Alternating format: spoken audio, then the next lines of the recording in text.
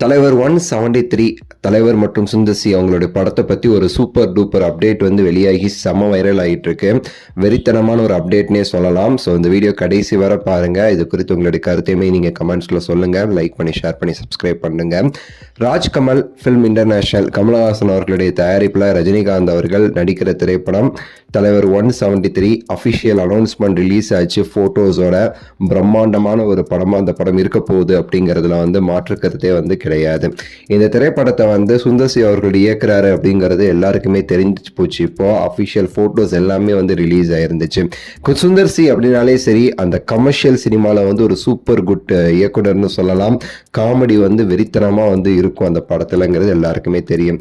இதுக்கு முன்னாடி ரஜினிகாந்த் அவர்கள் சுந்தர் சி அவர்களுடைய இயக்கத்தில் நடித்த அந்த திரைப்படமான அருணாச்சலம் அந்த அளவுக்கு ஒரு மிகப்பெரிய ஒரு சூப்பர் ஹிட் ஃபிலிமா வந்து அமைஞ்சிச்சு. தமிழ் சினிமாக்கே மிகப்பெரிய ஒரு கௌரவத்தை அந்த படம் வந்து கொடுத்துச்சுன்னு சொல்லலாம்.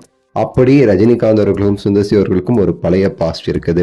இந்த படத்திற்கான இன்னும் நிறைய விஷயங்கள் அடுத்தடுத்து வந்து வெளியாக இருக்குது.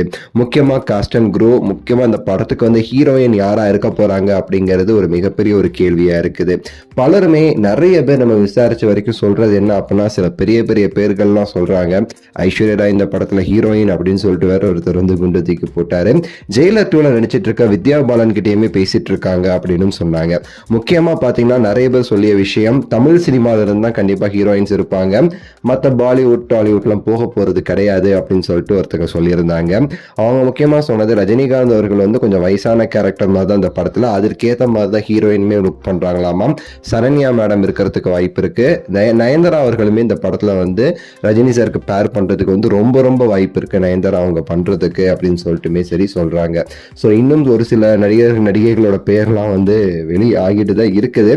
எல்லாமே நம்ம வந்து சட்டுப்புட்டுன்னு சொல்லிடக்கூடாதுங்கிறதுக்கு தான் நம்மளுமே சரி கொஞ்சம் வந்து அடக்கி வாசிச்சுக்கிட்டு இருக்கிறோம்.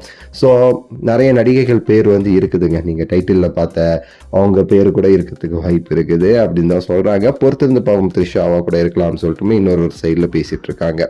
பொறுத்திருந்து பார்க்கலாம். இந்த படத்தில் வடிவேலு நடிப்பதற்குமே சரி வாய்ப்பு இருக்குது அப்படின்னுமே சரி சொல்கிறாங்க. ஒரிஜினல் விஷயங்கள் வர வர நமக்கு வந்து தெரிஞ்சிடும் அப்டேட்ஸ். உங்கள் கருத்தை சொல்லுங்கள், எப்படி ஏது இருந்தால் நல்லா இருக்கும்னு சொல்லிட்டு கமெண்ட்ஸ் பண்ணுங்கள், லைக் பண்ணுங்கள், ஷேர் பண்ணுங்கள். நன்றி, வணக்கம், மகிழ்ச்சி.